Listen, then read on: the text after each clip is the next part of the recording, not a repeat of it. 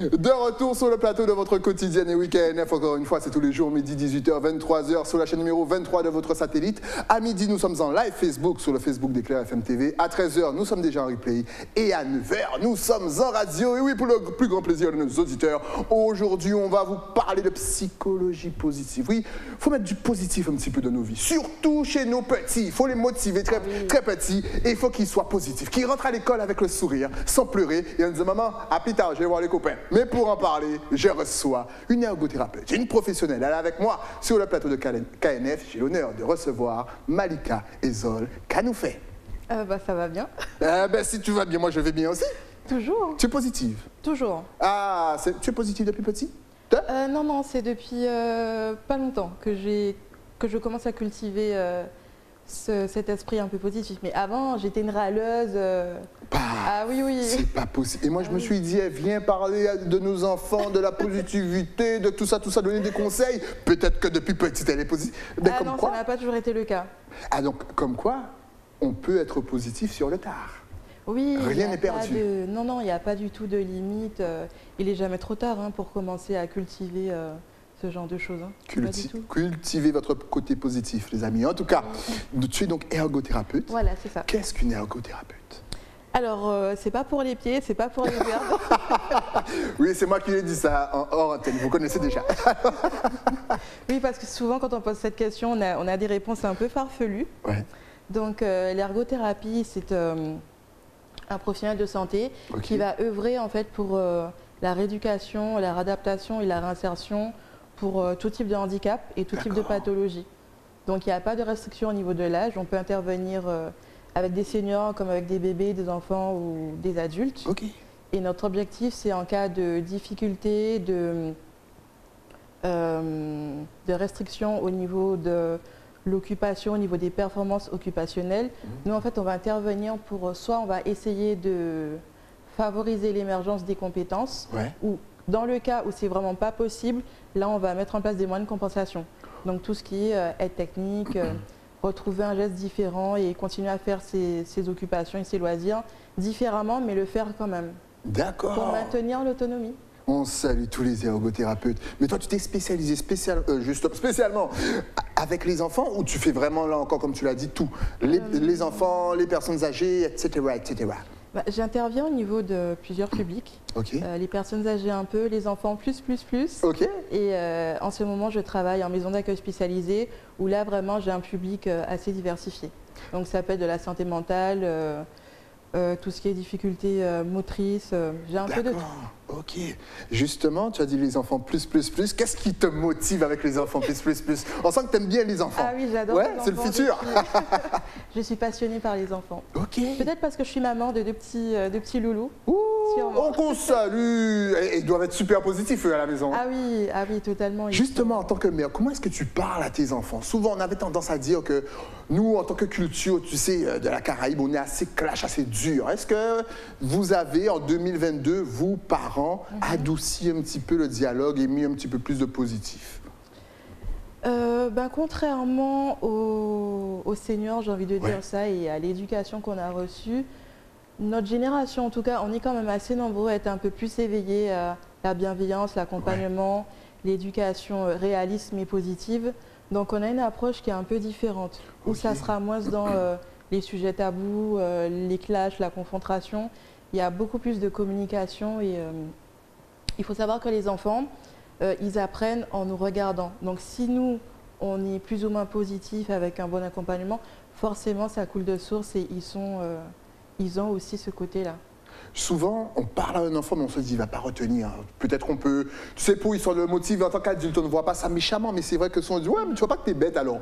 Est-ce que des paroles comme ça, sur le long terme, ça peut rester ancré à l'intérieur de l'enfant et limite casser sa confiance en soi? Alors oui, exactement. Donc, entre 0 et 6 ans, les enfants sont considérés comme des esprits absorbants. Donc, en fait, c'est la tranche d'âge idéale où ce sont des éponges, en fait. Ils vont tout absorber, tout retenir, tout stocker, tout accumuler. Et c'est vraiment à cette période-là où il faut faire très attention parce qu'on a quelque chose qui s'appelle l'effet pygmalien où nos croyances sur les enfants ont un impact sur leurs capacités, leurs compétences. Donc si régulièrement on lui dit « Ah bah t'es un bon à rien, t'es rien il se peut qu'il y ait des enfants qui se conditionnent à être comme ça et ça va influencer leur confiance en soi, leur capacité. Donc il faut faire très attention à ce qu'on va leur véhiculer pour ne pas impacter leurs compétences et leurs capacités. C'est même tu as dit entre 0 et 6 ans, ça dure quand même à 1 an. L'enfant peut peut-être comprendre, ouais, mais t'es bête, oh, il a dit que je suis pas bête. forcément, mais en tout cas dans les gestes. Dans l'attitude, dans le visage, ok. Oui, les mimiques, le faciès, oui. Donc en gros, si on a un enfant, il faut toujours le booster dès petit. Oui. Mais en même temps, est-ce que ça ne peut pas avoir l'effet contraire? C'est-à-dire que si on lui dit. Stimulation quand même. Il faut trouver le juste milieu. Voilà. Sinon, ça appartient. Parce que si on le couvre trop un petit peu, qu'on lui dit oui, c'est toi le plus beau, le plus fort, il risque pas de se prendre un petit peu, de faire tout et devenir un enfant gâté. Voilà, il faut essayer de trouver le juste milieu et en fait, il faut respecter son rythme et ne pas chercher à faire plus ou. Justement, quels sont les mots qu'il faut employer avec son enfant? Histoire de le motiver, de lui mettre la confiance et surtout le côté positif dans sa vie. Ça va être des termes positifs. Tu es capable, tu peux le faire, tu peux réussir, j'ai confiance en toi. Est-ce qu'il faut dire ça même quand on n'a pas confiance en son gosse? Parce que souvent on se dit, il ne va pas y arriver, mais quand même on lui montre. Respect à tous les enfants. Un jour ou l'autre, vous allez y arriver. Mais il y a des fois où tu ne vas pas y arriver maintenant. Et même si des fois ils n'y arrivent pas, c'est pas grave. Il faut dédramatiser et leur dire, la prochaine fois, tu vas faire mieux, tu vas faire différemment et ça va aller. L'important, c'est de participer. Oui. C'est ça qu'il faut leur dire. Tout à fait. Et dès qu'ils arrivent à 15 ans, on dit, bon, maintenant, l'important, c'est de gagner, mon frère. En tout cas, est-ce qu'il y a des parents, justement, qui viennent te voir pour essayer de comprendre leur enfant, savoir comment mieux leur parler et surtout, après tout ce qu'on a vécu ces 2 dernières années, la Covid, les barrages, le manque d'école, donc l'éloignement avec les copains, les copines, etc. Est-ce qu'il y a des enfants qui viennent te demander conseils et surtout, quels sont ces conseils? C'est vrai qu'il y a eu un impact qui est assez négatif par rapport à la pandémie qu'on a vécue depuis 2 ans. Donc il y a une perte de motivation, d'engagement, désintéressement, des difficultés attentionnelles. Mais le fait quand même que là, la rentrée a repris plus ou moins de façon normale. Donc ça a été un plus et c'est vrai qu'ils commencent à se remettre dans le rythme.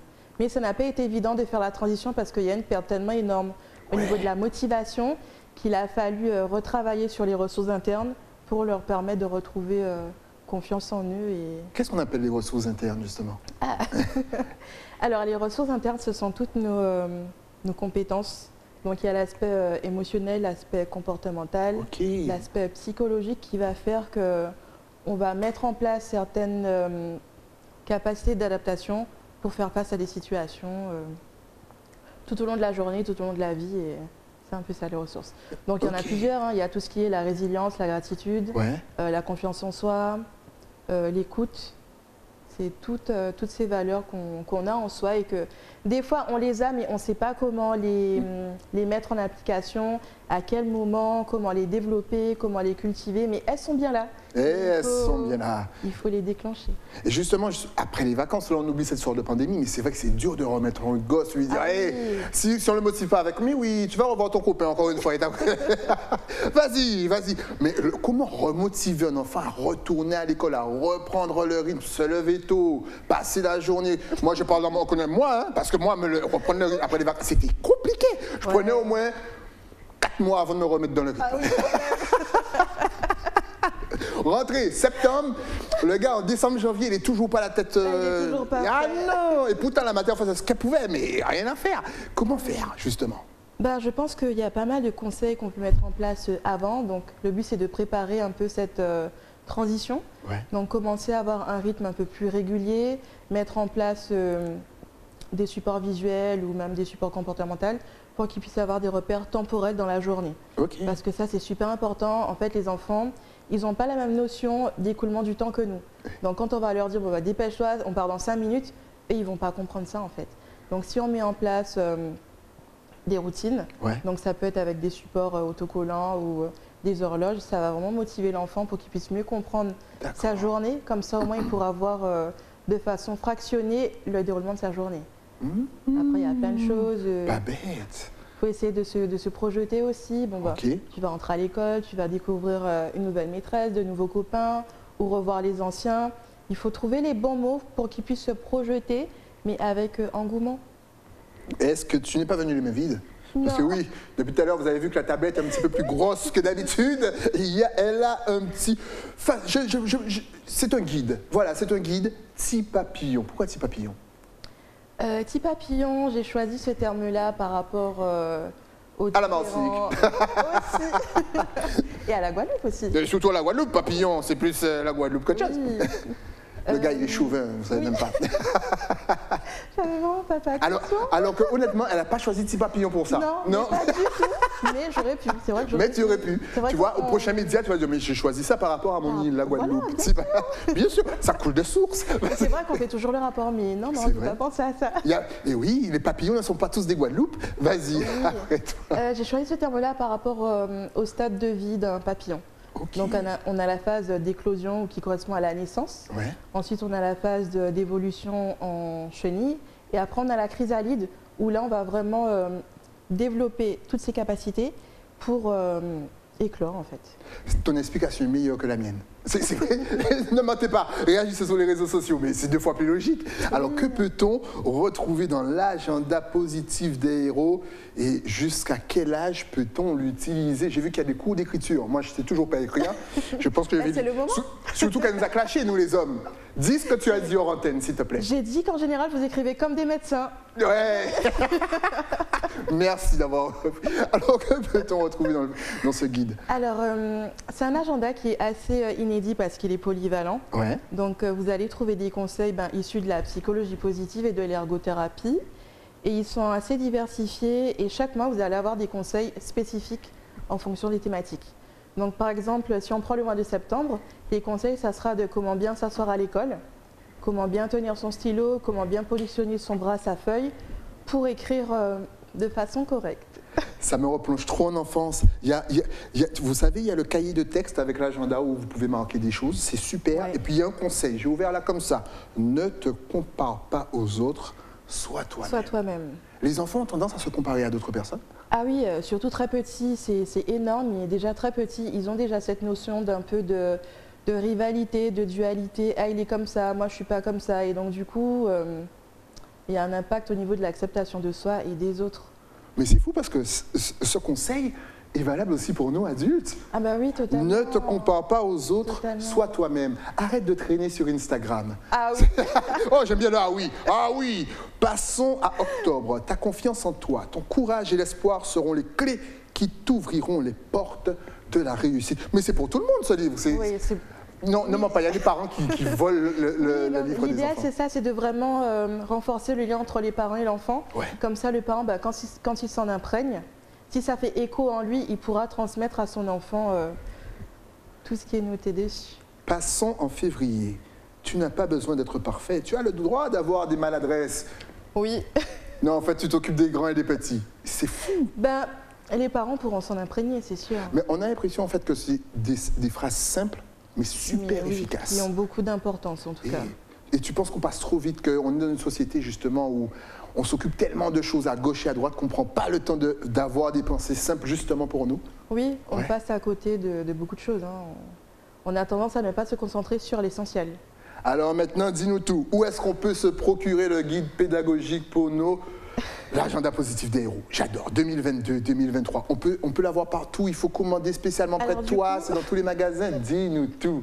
J'espère que bientôt il sera disponible dans des points de vente physiques. Ouais. Et pour l'instant, vu que je me suis lancée en auto-édition, donc il est disponible sur mon site internet www.mamanhergo.com et sur mon numéro personnel.